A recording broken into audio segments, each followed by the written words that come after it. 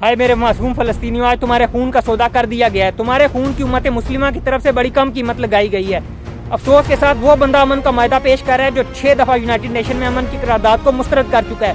पाकिस्तान अब ऑफिशियल तौर पर अब्राहम अकॉर्ड का हिस्सा बनने जा रहा है, इसराइल को तस्लीम करने जा रहा है। आज कायद आज़म का नजरिया भी आ गया। कायद आज़म ने कहा था कि इसराइल वो छुरा है जो उम्मत मुस्लिमा के दिलों पे घोंपा गया है। पाकिस्तान इसको कभी तस्लीम नहीं करेगा, ये एक नाजायज़ रियासत है। अफसोस के साथ आज उनका नजरिया भी आ गया। नेतन्याहू ने ठीक कहा था इन मुनाफिकों के बारे में, इन उम्मत मुस्लिमा के मुनाफिकों के बारे में, कि कुछ लोग हमारी पीठ पीछे बड़ी तनकीद करते हैं, जब सामने आते हैं तो हमारी तारीफें भी करते हैं। वो इन्हीं मुनाफिकों के बारे में कहा था।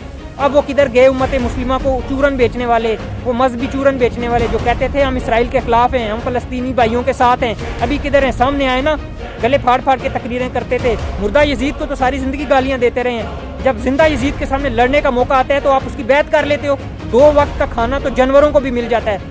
छोटे से गधे को भी चलाया जाए तो वो भी चल पड़ता है। जिस तरह डैडी जी आपको चला रहे हैं ना, छोटे से या गधे को चलाया जाए वो भी चल पड़ता है।